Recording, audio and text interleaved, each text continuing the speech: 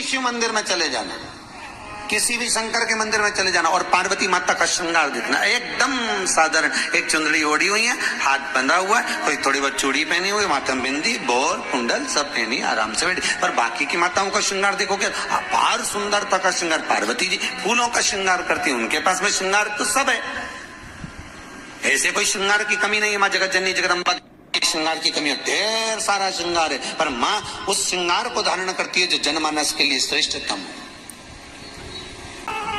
माँ श्रृंगार वो करती है जो जनमानस के लिए श्रेष्ठ हो। 9 दिन में एक दिन अगर घर में ज्यादा बीमारी फैल रही हो, कोई ना कोई बीमार पड़ रहा हो, तो 1 लोटा पानी सुबह स्नान कर कर घर के चारों तरफ घुमाकर नीम के पेड़ के नीचे नवरात्र में डाल देना। महाराज 3 या 4 दिन लगेंगे, आराम लगना चालू हो जाएगा, घर से रोग दूर हो जाएगा। शिव महापुराण की कथा कहती है, देवी भागवत कहती है कि माता का 9 दिवस तक स्थान नीम के पेड़ के नीचे रहता है। इसलिए आज भी दक्षिण दिशा में देवी की मूर्ति नहीं बिठाते, नीम के पेड़ को साड़ी पहनाते हैं, नीम के पेड़ का ही मांग भरकर मंगलसूत्र पहनाकर नीम के पेड़ का ही श्रृंगार होता है और नीम के पेड़ की ही पूजन होती है।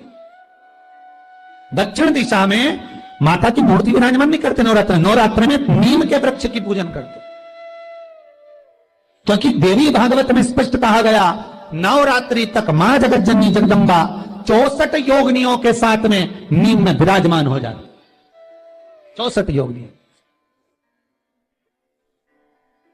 घर के अंदर बैठकर आप 27 मनके की माला जप रहे हो, घर के अंदर बैठकर 30 मनके की माला जप रहे हो, घर के अंदर बैठकर 108 मनके की माला जप रहे हो। आप जितने भी मनके की माला घर के अंदर बैठ रहे हो और जप रहे हो, उसका पुण्य आपको प्राप्त होगा, मना नहीं है, मिलेगा। पर रुपये में से 54, रुपये में से कितना मिल रहा है? 54, 25%।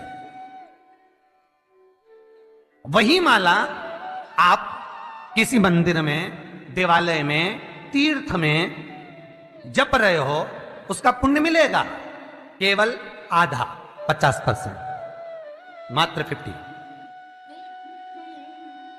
महाराज वही माला आप यदि पीपल, आंवला, समी, बेलपत्र, इन वृक्ष के नीचे अगर आप एक माला को लेकर बैठे हो और बिना आसन के समी के वृक्ष के नीचे आप कोई मंत्र जप रहे हो, कोई बेलपत्री के पेड़ के नीचे मंत्र जप रहे हो, कोई आंवले के पेड़ के नीचे मंत्र जप रहे हो, किसी पीपल के वृक्ष के नीचे मंत्र जप रहे हो, तो वहां आसन लगाने की जरूरत नहीं होती। बिना आसन के अगर आपने एक माला का एक मन का भी अगर जपा है, शिव महापुराण कहती है, विष्णु पुराण कहती है कि 100% पुण्य आपके खाते में उस मंत्र का फल प्रदान कर देता है। उस मंत्र का शिव महापुराण की कथा, लिंग पुराण की कथा, विष्णु पुराण की कथा, पद्म पुराण की कथा कहती है कि किसी वृक्ष के नीचे, जिन वृक्षों का गुणगान हमारे शास्त्र करते हैं, जिन वृक्षों का गुणगान हमारी पुराणे करती हैं, उन वृक्ष के नीचे अगर एक मंत्र का मन का भी फेरा जाए तो उसका पुण्य हजारों गुना प्राप्त हो जाता, आप रूप प्राप्त होता अपने आप।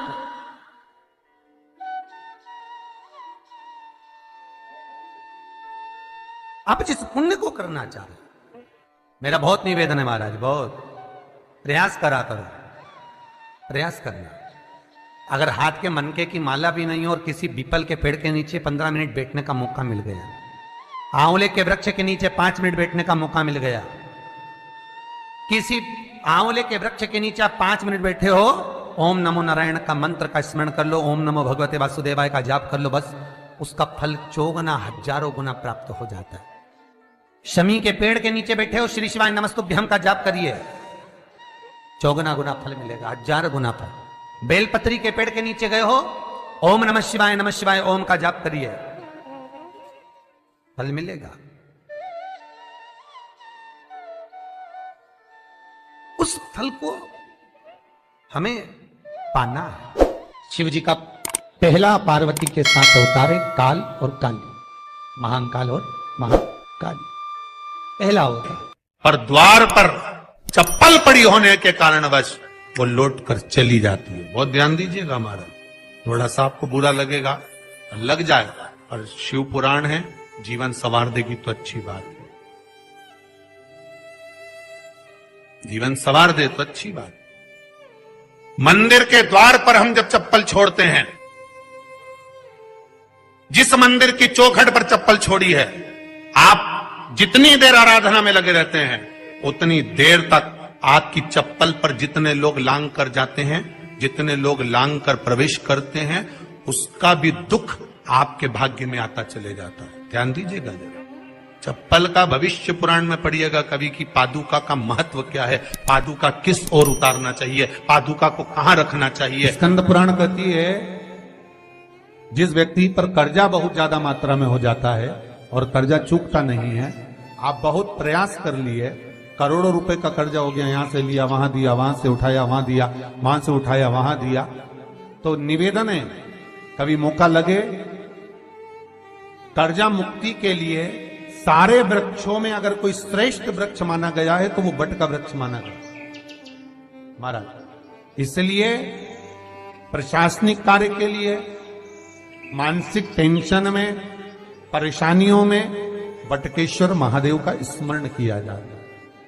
और यदि निवेदन करूंगा बहुत ज्यादा, यदि आपको कर्जा हो गया है, बहुत ज्यादा कर्जा हो गया और वो कर्जा चूक ही नहीं रहा, तो थोड़े दिन बड़ के पेड़ के नीचे आप बटकेश्वर महादेव के लिए 1 लोटा पानी, उसमें थोड़ा सा पिसा हुआ चावल पीस के गला लेना चावल को और पीस लेना, पीस के उस पानी में मिला लेना और मिलाकर उसमें थोड़ी सी हल्दी पिसी हुई डालकर बटकेश्वर महादेव के नाम से बड़ के पेड़ के नीचे अपनी कामना कर कर जो कर्जा हुआ है उस कर्जे का भान देते हुए, स्मरण देते हुए छोड़ दीजिए महाराज। 2 या 3 सोमवार एक ही जगह पर करना, 3 सोमवार बाद वहीं से बड़ के पेड़ की थोड़ी सी जड़ उठा लाना और उस जड़ को एक कोई धागे में बांधकर या तो अपनी गले में डाल लो या अपनी जेब में पटक लो, उसको थोड़े दिन पटक कर रखना, लगभग 2 से 3 महीना पटक कर रखो। वो जड़ जैसे बड़ का पेड़ विस्तार होता है, पानी गिरे ना गिरे, जल वृष्टि हो ना हो, गर्मी पड़े ना पड़े, उसको कोई फर्क नहीं पड़ता, बड़ का वृक्ष आप रूप फैलता जाता, उसकी जड़ें अपने आप प्रबल होती है। उसी तरह ये बटकेश्वर महादेव कहीं से भी अगर जड़ आपके पास में रखी है 1 महीना, 2 महीना, 3 महीना तक, तो ये जड़ अपने आप लक्ष्मी को पकड़कर खींच कर लाती है और कर्जे से मुक्त कर देती है। बटकेश्वर महादेव का स्मरण सुख का देना हो। बेलपत्री का वृक्ष किसका प्रतीक है? पार्वती का। नीम का वृक्ष किसका प्रतीक है? जगदम्बा का। जिस व्यक्ति को ब्लड प्रेशर की बीमारी रहती हो, ऊपर नीचे ब्लड प्रेशर होता रहता हो, तकलीफ भोग रहे हो, बहुत कष्ट में हो, बार बार पसीना आ जाए शरीर पर, कुछ ना करिए, 1 लोटा पानी भरो, 7 पत्ती नीम की डालना, खाई की डालना, नीम, कड़वी नीम, मीठी नीम नहीं, कड़वी नीम, और साथ उसमें बेलपत्र डालना। जिस व्यक्ति का ब्लड प्रेशर हाई हो, लो हो, उसके कमरे में उसको प्लेट से ढक कर रख दीजिए। सुबह स्नान कर वही व्यक्ति जिसका ब्लड प्रेशर ऊंचा नीचा होता है उसको शिव जी को समर्पित करना, शिव को चढ़ाकर उसी का पानी 7 बार उसी स्थान पर ग्रहण कर लेना। व्यक्ति का ब्लड प्रेशर बराबर हो जाता है। मात्र लगभग अगर सोमवार कर रहे हो तो 11 सोमवार करो, प्रतिदिन नियम से कर रहे हो तो 15 दिन कर लो, उसमें बराबर। फिर कभी जिंदगी में ब्लड प्रेशर की बीमारी चली ही जाती है। कोई बरसाती मेंढक मत बनना रे, बरसात आती है तो मेंढक बहुत सारे इकट्ठे हो जाते हैं, टर करते हैं।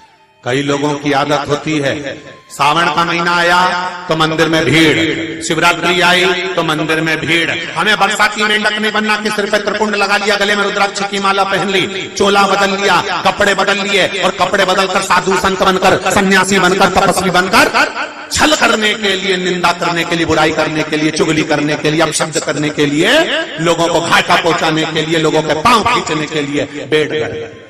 ये नहीं बनना हमको, हमें बरसाती मेंढक नहीं बनना। भगवान की कथा कहती है शिव को पाने के लिए कपड़े बदलने की जरूरत नहीं पड़ती, शंकर को पाने के लिए कलेजा बदला जाता है और शिव सांस लिया जाता है।